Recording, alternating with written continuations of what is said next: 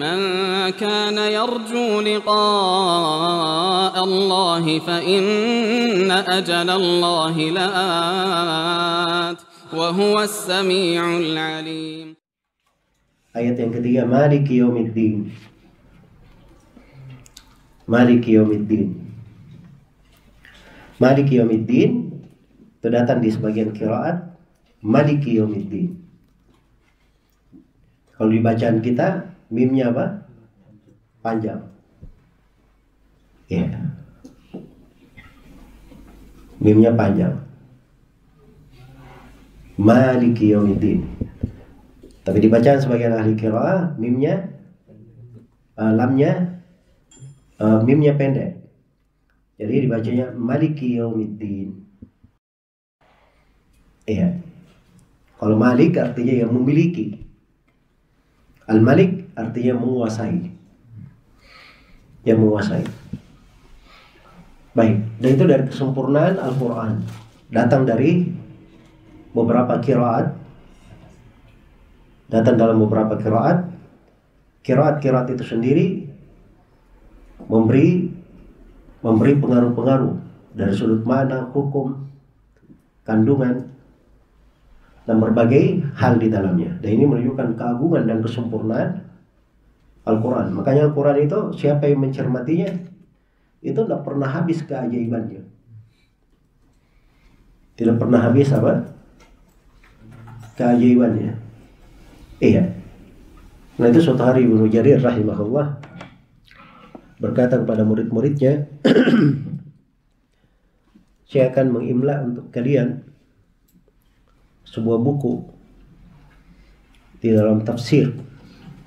Jumlahnya sekitar 60 jilid.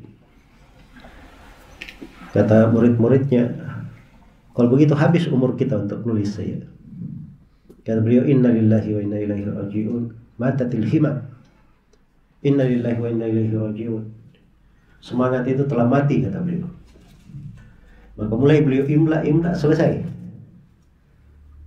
Jelas ya? Nah, itulah tafsir Ibnu Jarir yang dicetak dalam sekitar 30 jilid belakangan ini. Ya, termasuk rujukan yang paling penting di tafsir para as-salaf. Setelah itu beliau mengimla lagi tentang tarikh, sejarah. Semisal itu juga. Kata muridnya, kalau begitu habis umur. Kata Ibnu Jarir, inna lillahi wa inna ilaihi raji'un. Telah mati semangat itu. Beliau pun mengimlanya. Keluarnya sama seperti itu juga. Jelas ya? Jadi maksudnya cakupan di dalam pembahasan tafsir itu banyak, luas. Terus saya ingat Syekh Abdurrahman bin Nasir As-Sidi, beliau punya tafsir ya, tafsir Al-Quran ringkas, masya Allah. Beliau ambil intisari dari berbagai uraian para ulama ahli tafsir. Beliau punya satu buku khusus, yang di buku itu beliau katakan, ini hasil renungan saya terhadap Al-Quran di tahun ini. Ya, jadi tafsirnya sudah ada. Setelah itu beliau merenungi Al-Quran lagi, menghasilkan satu buku lagi. Yang beliau apa? Beliau renungi dari mana-mana dari ayat Al-Quran.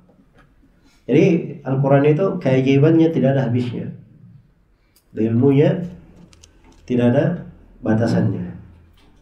Manfaat, faedah yang terkandung di dalamnya itu bagaikan lautan yang tidak bertepi. Iya, atau lautan yang tidak ada dasarnya.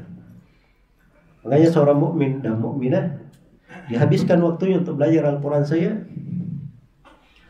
Selalu dia cermati, dia baca. Maka itu sudah cukup untuk apa? Untuk umurnya. Baik. Jadi Maliki Yaumiddin. Yaum artinya hari. Ad-din itu ada beberapa penggunaan dalam Al-Quran. Ad-din kadang bermakna agama, keyakinan, jalannya.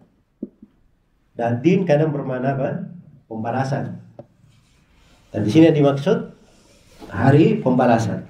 Karena itu di tafsirnya Yaumul Hisab wal Jaza' 'alal A'mal. Hari hisab dan pembalasan terhadap amalan. Iya. Kemudian ayat yang keempat, iyyaka na'budu wa iyyaka nasta'in. Iyyaka na'budu. Iyyaka itu asal katanya kalau dalam bahasa Arab dia di belakang asalnya. Asalnya na'buduka. Gitu. Kalau ka-nya ini disimpan di depan, maka dia berubah menjadi iyyaka. Jelas ya? Kalau kita terjemahkan dalam bahasa Indonesia, na'buduka artinya kami beribadah kepadamu. Tapi kalau ka-nya disimpan di depan, itu memberi makna lain. Makna pengkhususan dan pembatasan. Makanya diartikan hanya kepadamu kami beribadah. Beda ya kata kami beribadah kepadamu dan hanya kepadamu kami beribadah. Iya. Kalau hanya kepadamu kami beribadah, itu menunjukkan apa? Pembatasan. Nakhussuka wahdak bil ibadah. Kami mengkhususkanmu sendiri di dalam ibadah. Ibadah itu apa? Ismun jami' likulli ma yuhibbuhu Allah wa yarda min al-aqwali wal a'mal al-zahir wal batinah. Adalah penamaan universal yang mencakup segala ucapan dan amalan, yang zahir maupun yang batin, yang tampak maupun tersembunyi. Iya. Pada apa yang Allah cintai dan Allah ridhai. Baik. Jadi kapan suatu itu dikatakan ibadah? Pertama dilihat dulu, suatu itu Allah cintai, Allah ridhai atau tidak. Nah, kalau Allah cintai, Allah ridhai, pasti dia adalah apa? Ibadah. Misalnya kita diperintah untuk sholat. Fasalli li rabbika wanhar. Sholatlah untuk Rabbmu dan lakukanlah sembelihan. Ini dua perintah. Kalau suatu itu diperintah, Allah cinta kepada suatu itu atau tidak? Ya jelas lah ya. Allah perintah, berarti yang diperintah itu suatu yang dicintai oleh Allah. Karena itu sholat adalah ibadah, nahar menyembelih itu adalah apa? Ibadah. Begitu caranya. Mengukur. Allah puji orang-orang yang memenuhi nadarnya. Yufuna bin nadar. Mereka memenuhi nadar. Nah, maka orang yang memenuhi nadar itu disebut ibadah atau tidak? Ibadah. Sebab Allah puji. Itu menunjukkan Allah cinta dan Allah ridhai mereka. Begitu kaidahnya ya dalam menentukan apa? Ibadah. Iyyaka na'budu wa iyyaka nasta'in. Dan kepadamu ya Allah kami mohon pertolongan. Iya. Nah ini ayat sebagaimana yang saya telah singgung, luas cakupannya ya. Kemudian ayat yang ke-6 atau ayat yang kelima, ihdinas siratal mustaqim. Ihdina, berilah kami hidayah. Iya. Berilah kami hidayah. Kata ihdina. Ihdina itu kalau bahasa Arab, ihdina itu kata bisa diartikan kata perintah, bisa diartikan kata permintaan. Tapi konteksnya sama, if'al. Jelas ya? Jadi kalau dari orang yang lebih tinggi ke bawah itu namanya perintah. Tapi kalau orang dari bawah ke atas itu namanya apa? Permintaan. Jadi kalau seperti ini namanya apa? Ini permintaan, permohonan kepada Allah. Iya. Terus permintaan itu sama dengan kita ya, umumnya dua jenis permintaan. Ada meminta sesuatu yang baru belum ada sebelumnya. Dan ada meminta sesuatu sudah terjadi agar supaya dia melanjutkan. Dua jenis. Misalnya di sini nggak ada air ya, misalnya nggak ada air, ya, atau nggak ada piring misalnya. Saya minta tolong datangkan piring. Ini permintaan baru atau melanjutkan? Baru karena piringnya Belum ada. Saya minta ke anak saya, tolong belikan beras. Memang nggak ada beras di rumah. Ini permintaan untuk mengadakan. Jelas ya? Tapi kalau tamu kita sedang datang, terus kita makan bersama, ya, kita lagi makan nampan ya bersama-sama. Terus ada sebagian ikhwan yang sudah berhenti. Terus kita bilangin, ayo makan. Silakan makan. Itu apa artinya? Lanjutkan makan. Kan begitu. Ya. Sama begitu di sini hidayah ini mencakup dua hal. Jadi ini cakupannya dua sekaligus ya. Pada apa yang kita tetap sudah ada di atasnya dari kebaikan, kita minta supaya kita diberi keterusan di atasnya. Dan pada hidayah yang belum kita miliki, kita mohon kepada Allah supaya hidayah itu dilimpahkan untuk kita. Jelas ya? Baik. Jadi perhatikan ya, dari sudut kandungan dan makna itu akan beda nanti kita menghayati ayat-ayat ini. Subhanallah. Ihdina artinya dullana wa arsyidna. Tunjuki kepada kami, beri arahan kepada kami, hidayah kepada kami. As-sirat al-mustaqim.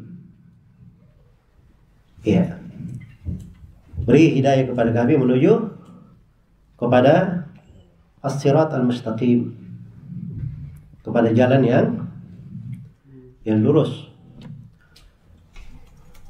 kepada jalan yang lurus. As-sirat itu dari kata asalnya, dari kata dasarnya as-sirat itu adalah jalan yang luas. Ya, dia adalah jalan yang apa? Jalan yang luas. Ya. Jalan yang luas yang